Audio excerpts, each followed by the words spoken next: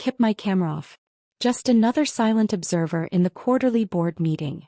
Marcus, my older brother, stood at the head of the mahogany conference table in his tailored Tom Ford suit, gesturing confidently as he presented his vision for expanding the family's manufacturing company into new markets. He had no idea I was on the call. He never did. "We need bold leadership," Marcus continued, his voice carrying that particular tone he'd perfected since childhood. The one that said he was the chosen one, the capable one, the one who actually mattered. Not the kind of person who can't even balance a checkbook. I took a sip of my coffee. Ethiopian single origin from a small roaster in Seattle. $47 per pound. I bought it by the case. Growing up, Marcus was everything. I was nothing. When Marcus was 12 and I was 9, Dad brought home report cards from our private school. Marcus had straight A's. I had A's and 1 B+ in math. "This is what excellence looks like," Dad said, holding up Marcus's report card at dinner. He put mine face down on the table. "Tegan, you need to work harder. Your brother never disappoints us." Mom nodded, cutting into her chicken. "Marcus is just naturally gifted. Some people have it, some don't." I was 9 years old. When Marcus was 16, Dad bought him a BMW 3 Series for his birthday. Midnight blue, leather interior, the works. The whole family went to the dealership to watch him get the keys. When I turned 16, Mom handed me a Metro card at breakfast. "You'll need this for school," she said. "The bus is very reliable." Marcus laughed from across the table. "Maybe when you prove you're responsible, Dad will consider it." I never got a car. When Marcus was 21, Dad invested $850,000 into his tech startup idea.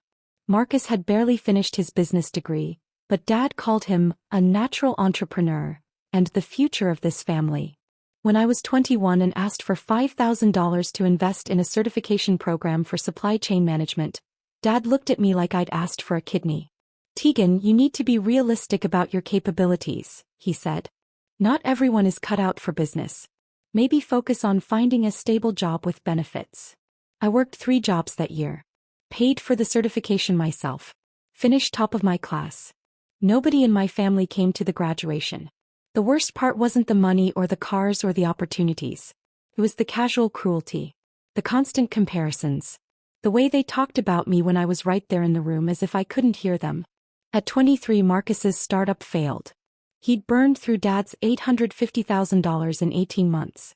Dad called it a valuable learning experience, and immediately hired him as VP of Operations at Carson Manufacturing, our family's industrial equipment company.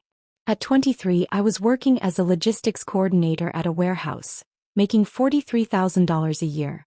"At least you have a job," Mom said when I mentioned I was considering night school for my MBA. "Not everyone needs to be ambitious. Someone has to do the regular work." That was 7 years ago. What my family didn't know, what they'd never bothered to ask about, was what happened after those warehouse shifts ended. I didn't go home and watch Netflix. I didn't go out drinking with friends. I went to a studio apartment I'd rented under an LLC and I worked. That logistics coordinator job taught me something the MBA never would have. I could see inefficiencies everywhere. Supply chain bottlenecks. Routing problems. Inventory waste. And I was really good at fixing them. At 24, I started consulting on the side. Small stuff. A local restaurant needed help managing their food supply vendors. I charged $500 and saved them $3,200 a month. They told their friends. By 25, I had 12 clients. All small businesses. All paying between $800 and $2,000 a month for supply chain optimization. I was making more from consulting than my day job, but I kept the warehouse position. It was my cover. At 26, a mid-sized manufacturing company hired me to audit their entire operation. I found $1.7 million in annual waste. They paid me $95,000 for 3 months of work and asked if I wanted to join full-time. I said no. I had a better idea. I incorporated Meridian Supply Solutions. Just me working from that studio apartment, taking contracts from companies who needed their operations fixed. I was anonymous. They hired the company, never met me in person. Everything was remote consulting, detailed reports, implementation guides. The business grew fast. Really fast. At 27, Meridian pulled in $890,000 in revenue. I netted $510,000 after expenses. At 28, I hired my first employees. 2 logistics specialists, 1 data analyst. Revenue hit $2.1 million. At 29, we landed a contract with a Fortune 500 manufacturer. That single contract was worth $4.7 million over 2 years. I still lived in a modest apartment. Drove a 7-year-old Honda Civic. Wore clothes from Target. My family had no idea. At 30, Meridian Supply Solutions was valued at $67 million. We had 43 employees. We'd optimized supply chains for 18 major corporations. I own 100% of it. But I was just getting started. 6 months ago, something interesting crossed my desk. Carson Manufacturing, my family's company, the one Marcus ran as VP of Operations, the one Dad had built over 30 years, was struggling. Their supply chain was a disaster. Costs were ballooning. Delivery times were terrible. Major clients were threatening to leave. The board was looking for solutions. They'd heard about a consulting firm called Meridian Supply Solutions that specialized in exactly this kind of operational rescue. They reached out. I took the meeting. Video call, camera off. I sent my director of operations to handle the face-to-face presentations. I stayed in the background analyzing their data. Their problems were worse than I'd expected. Marcus had made decision after decision that prioritized short-term appearances over long-term sustainability. He'd chosen vendors because they took him to nice dinners, not because they were cost-effective. He'd ignored warnings from his operations team because he trusted his gut. The company was bleeding $340,000 a month in preventable waste. I could fix it in 6 weeks. But I had a different idea. Carson Manufacturing's board was desperate. The company was family-owned, but there were outside investors who held minority stakes. Dad owned 45%. Mom owned 12%, Marcus owned 8%. Various board members and early investors owned the remaining 35%. The board wanted to bring in outside management. Dad refused. "This is a family business," he said in the meeting I listened to remotely. "My son will turn it around." Marcus had been given 4 months to improve the numbers. He'd failed. Costs were up another 7%. That's when I made my move. Not as Tegan Carson. As Meridian Supply Solutions. I approached the minority shareholders privately. Offered to buy their stakes at a 22% premium over current valuation. They jumped at it. I bought 35% of Carson Manufacturing for $18.3 million. Then I approached my mother. Through a lawyer anonymously. Offered to buy her 12% stake for $6.8 million. A 25% premium. She'd never cared about the business anyway. She sold within a week. That gave me 47%. The final piece was harder. Dad owned 45%, Marcus owned 8%. Neither would sell to an anonymous buyer. But there was another option. Carson Manufacturing had a unique corporate structure. Voting shares versus non-voting shares. It was set up that way 20 years ago for tax reasons. Dad held all voting shares. Marcus had non-voting shares. The minority investors I'd bought from? Their shares were split, 60% voting, 40% non-voting. I did the math. With the shares I'd acquired, I owned 81% of the voting shares. I controlled the company. Nobody knew. The shares were held in a trust managed by a law firm in Delaware. My name appeared nowhere. I'd spent $25.1 million, but I'd done it carefully, quietly over 4 months. I waited for the perfect moment. The quarterly board meeting was scheduled for November 14th. A Tuesday, 2 p.m. Eastern. Marcus had prepared a presentation about his transformation plan for Carson Manufacturing. He'd been hyping it for weeks. In the family group chat, he'd sent photos of himself with consultants, with spreadsheets, with projection models. "This is going to revolutionize the company," he texted. Dad's vision, executed properly. Mom had responded with heart emojis. Dad had responded, "Proud of you, son." I'd responded, "That's great." Nobody asked what I thought about the actual business strategy. Nobody asked what I did for work anymore. They'd stopped asking years ago. I think they assumed I still worked in a warehouse. At Thanksgiving the year before, Uncle Richard had asked me how my little job was going. "It's fine," I'd said. "Still doing the shipping thing?" he'd asked. Something like that. Marcus had laughed. Tegan's not really a career person, Uncle Richard. She's she's happy where she is. I'd smiled. I am happy. That was the truth. I was very happy. The day before the board meeting, I called Marcus. It was the first time we'd spoken directly in 3 months. Hey, I said. I saw you're presenting tomorrow. The quarterly meeting. Yeah, he said. I could hear the pride in his voice. Big day. Going to show the board what real leadership looks like. I'm sure you'll do great. Thanks. Hey, you should come by for dinner sometime. Mom keeps asking about you. Does she? Well, she mentions you sometimes. I'll think about it. Cool. Hey, I gotta run. Conference call with some potential investors. Good luck tomorrow, Marcus. Thanks, sis. He hung up. I looked at the documents on my desk. Transfer papers. Corporate governance filings. Legal briefs prepared by 3 different law firms. Tomorrow was going to be very interesting. I dialed into the board meeting at 1:55 p.m. Camera off, microphone muted. Just another anonymous observer. The system showed me as Solutions Observer. The conference room came into view.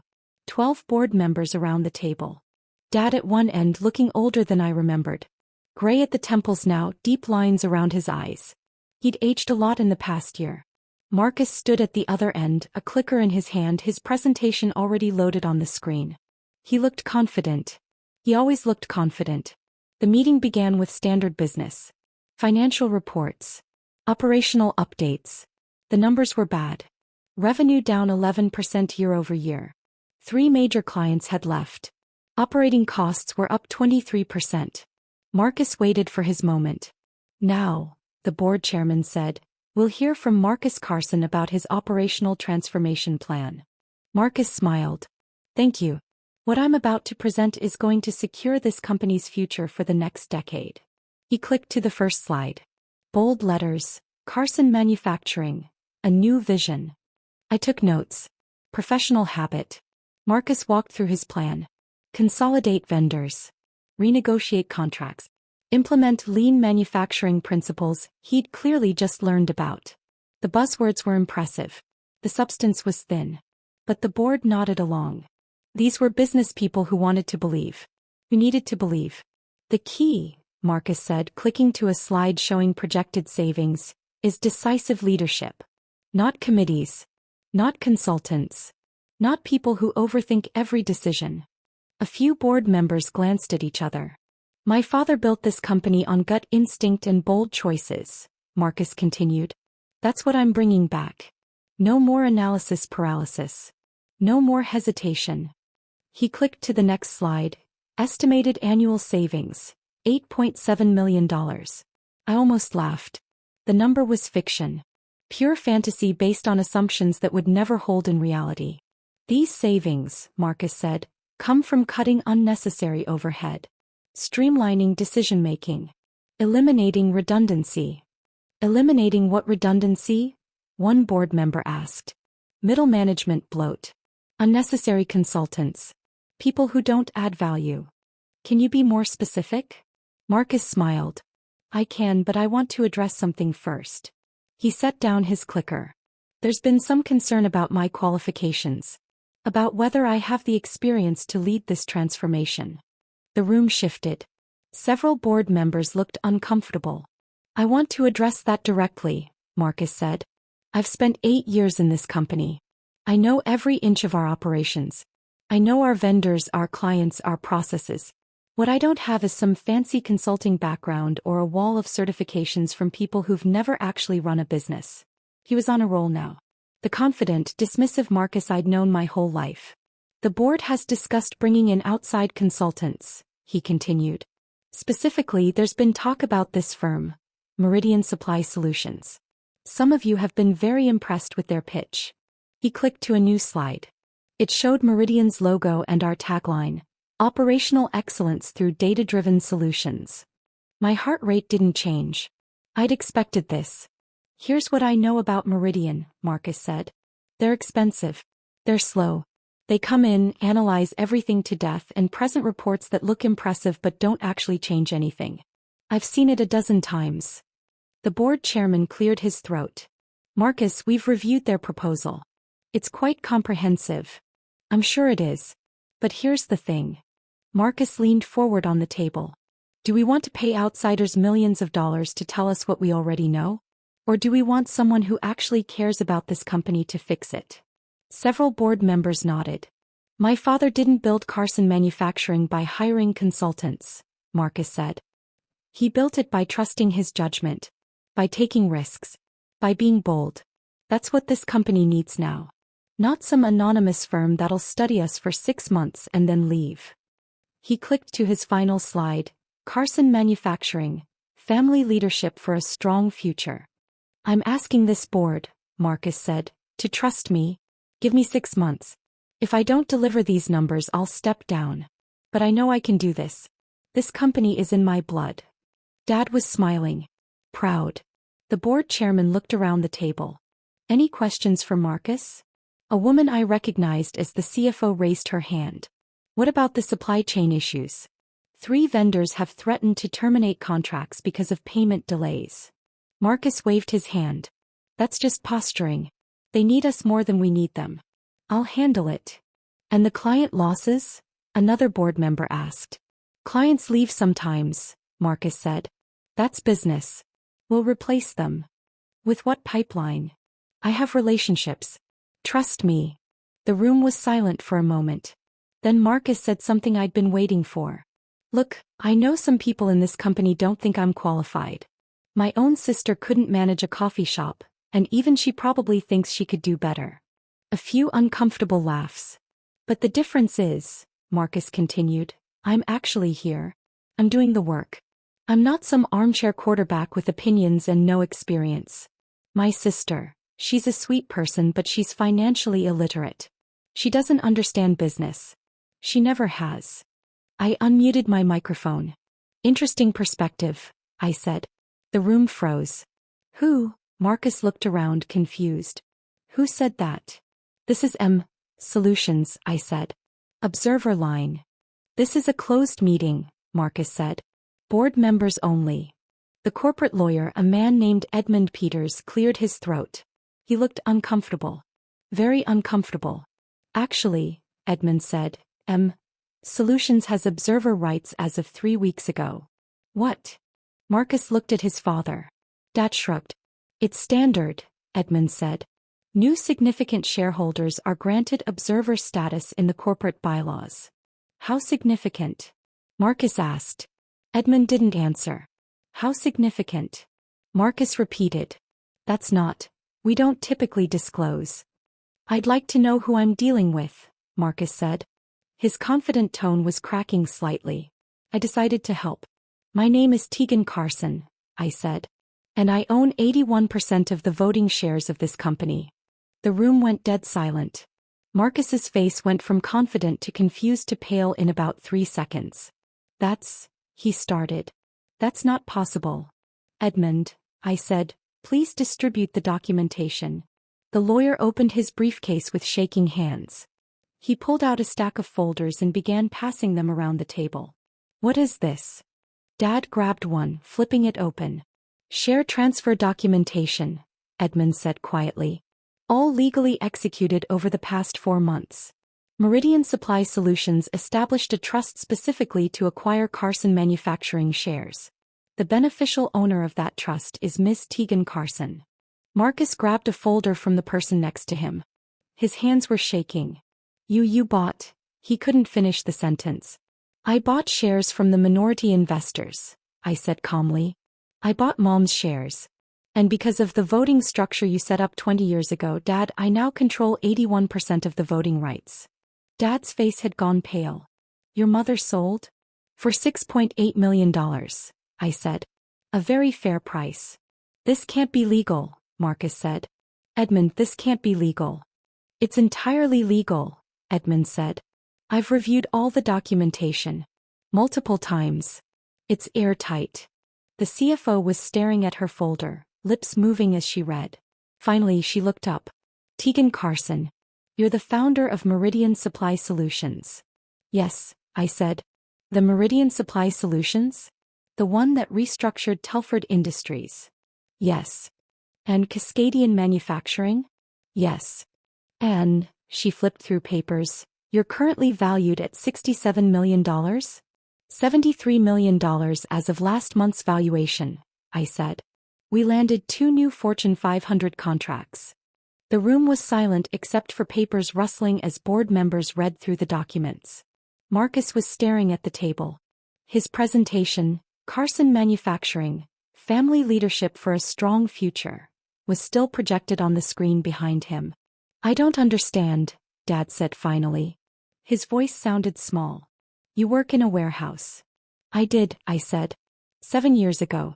I left that job 6 years ago when my consulting revenue exceeded $400,000 annually.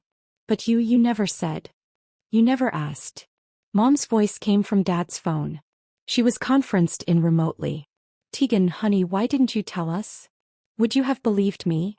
I asked. Silence. Marcus, I said, I reviewed your presentation. Would you like my professional analysis? He didn't respond. Didn't even look up. Your projected savings of $8.7 million are based on vendor consolidation that will actually increase costs by 12% based on current contract structures. Your lean manufacturing principles are 20 years outdated. And your timeline assumes zero implementation resistance, which is statistically impossible. I paused. You would bankrupt this company in 18 months. Dad found his voice. Now wait just a minute. I'm not finished, I said. Not rudely. Just factually. Edmund, please distribute the second set of documents. More folders. These were thicker. This is Meridian's actual proposal for Carson Manufacturing, I said. Based on a complete operational audit we conducted over the past 3 months. We identified $11.2 million in annual savings with 94% confidence based on comparable restructures. Implementation timeline is 14 weeks. Success metrics are defined and measurable. The CFO was speed reading. This is incredibly detailed. Page 43, I said. That's where we address the vendor payment delays Marcus mentioned. The issue isn't posturing. It's a cash flow problem created by accounts payable restructuring that happened 8 months ago. Marcus's initiative. Marcus's head snapped up. That was to improve efficiency. It added 17 days to payment processing and violated early payment discount terms worth $340,000 annually. Page 44. The CFO found the page. Her eyes widened. Oh my God. The client losses, I continued. Page 61. All 3 were direct results of delivery delays caused by the vendor consolidation Marcus initiated last year. We have the email chains. Board members were flipping through pages frantically. Everything Marcus proposed today, I said, would accelerate the problems he's already created. Everything in Meridian's proposal solves them. Edmund cleared his throat. Ms. Carson, as majority shareholder, you have the right to call for a vote on company leadership at any time. I know, I said. I'm calling that vote now. Wait, Marcus said. Wait, just wait. Motion to remove Marcus Carson as VP of Operations, I said. Effective immediately. Second, the CFO said instantly. All in favor? Edmund asked. 8 hands went up. Only Dad and 1 other board member, Dad's old college friend, kept their hands down. Motion passes, Edmund said quietly. Marcus's face crumbled. He looked at Dad. Dad. Motion to appoint Meridian Supply Solutions as operational consultants, I continued, with full implementation authority. Contract terms as outlined in the proposal. Duration 14 weeks with option to extend. Second, the CFO said again. All in favor? 9 hands this time. Only Dad abstained. Motion passes. The room was silent. Finally, I said, motion to restructure executive leadership. I'm recommending we hire a professional CEO with manufacturing experience. Dad remains as chairman emeritus with advisory capacity but no operational authority. Dad stood up. Tegan, please. All in favor? 10 hands went up. Even Dad's college friend. Motion passes, Edmund said. I took a breath. The board meeting is adjourned. Meridian's transition team will arrive tomorrow morning at 8 a.m. Marcus, please prepare all operational documentation for transfer. Edmund will send you the details. I ended the call. My phone started ringing within 30 seconds. Then Marcus. Then Mom. Then Dad again. I didn't answer. Instead, I called my director of operations. The vote passed. All 3 motions. Send in the team tomorrow as planned. Congratulations, she said. You must feel amazing. Did I? I wasn't sure what I felt. I walked to my window. My apartment wasn't modest anymore. I'd moved 6 months ago. Penthouse in downtown Seattle. Floor-to-ceiling windows overlooking the Sound. I'd bought it with cash. My phone buzzed. A text from Marcus, please call me. Then another, I'm sorry. I never knew. Please. Then Dad, we need to talk. Family meeting. Tonight. Then Mom, honey, I'm so confused. Please explain this to us. I turned my phone face down. There was a knock at my door. I wasn't expecting anyone. I checked the video doorbell. A woman stood there. Professional attire, briefcase. I didn't recognize her. I opened the door. Miss Carson? I'm Jennifer Walsh. I'm a reporter with Forbes. I'm working on a story about emerging business leaders in operational consulting. Your name came up. Would you have time for an interview? I smiled. How did you get my address? I'm very good at my job. Fair enough. Give me your card, I said. I'll have my assistant reach out. He handed me a card. The story is about people who built empires quietly. Behind the scenes. I think you'd be perfect for it. I'll think about it. She nodded and left. I closed the door. My phone was ringing again.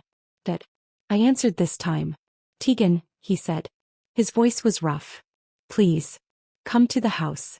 Let's talk about this. What would you like to talk about? You should have told us. We could have helped. We could have helped. I couldn't keep the edge out of my voice. When exactly would you have helped? When I was 9 and you told me I disappointed you. When I was 16 and Marcus got a BMW and I got a bus pass. When I was 21 and you called me unrealistic. That was just, you were trying to keep me in my place, I said. And it worked. I stayed invisible. I stayed quiet. I built everything alone because I knew you'd never believe in me anyway. That's not fair. Marcus called me financially illiterate in front of your board today. Silence. You smiled, Dad. I saw you smile. I didn't know. You never know. You never asked. In 7 years, did you ever once ask me what I did for work? What I was working on? If I needed anything? You thought I was nobody. A failure. Someone to feel sorry for. No, Dad said, but his voice was weak. I need to go, I said. Meridian's team starts implementation tomorrow. I have to prepare. Keegan, please. You're my daughter. Yes, I said. I am. Remember that next time you're deciding which child disappoints you. I hung up. The implementation went perfectly. Meridian's team identified even more savings than projected, $13.1 million annually. We renegotiated vendor contracts, restructured the supply chain, implemented new inventory systems, and trained the entire operations staff. Carson Manufacturing's quarterly numbers came out today. Revenue up 8%. Operating costs down 31%. 2 major clients had returned. 3 new clients had signed. The board sent me a formal thank you letter and a bonus check for $980,000. I donated the check to a scholarship fund for women in supply chain management. Marcus sent me an email last week. Tegan, I know sorry isn't enough. I've been thinking a lot about how I treated you. How we all treated you. You deserved better. You deserved support. Instead, we gave you nothing but criticism. I'm starting therapy. I'm trying to understand why I needed to tear you down to feel good about myself. I don't expect forgiveness. But I wanted you to know I see it now. I see what we did to you. And I'm ashamed. Marcus. I read it 3 times. I didn't respond. Mom called yesterday. Your father wants to have dinner. All of us. To talk. I'm busy, I said. Tegan, we're family. Family is supposed to support each other, I said. Not compete. Not compare. Not dismiss. We made mistakes. You made choices, I corrected. Choices to believe Marcus over me. To invest in him and not me. to celebrate his mediocrity and criticize my excellence. Those weren't mistakes. Those were decisions you made every single day for 20 years. What do you want from us? Mom asked. Her voice cracked. Nothing, I said. I don't want anything from you. I built a life without you. I have people who believe in me, who support me, who ask about my work and celebrate my success. I don't need you to suddenly start caring now that it's impressive. We always cared. No, he didn't. But it's okay. I learned to care about myself. I meant it. Today I'm in my office at Meridian. Corner office, 20th floor, view of the water. My team is 47 people now. We just signed a contract with a major aerospace manufacturer. $8.7 million over 3 years. My assistant knocked on my door. Miss Carson, your 2 p.m. is here. The mentorship program candidates. Right. I'd started a program 3 months ago. Full scholarships for women from low-income backgrounds who wanted to study supply chain management. We accepted 8 this year. Today they were touring the office. Send them in, I said. 8 women walked in. Ages ranging from 19 to 34. Different backgrounds, different stories, but the same hunger I'd had at their age. Welcome to Meridian, I said. I'm Tigan Carson. And I want to tell you something important. You belong here.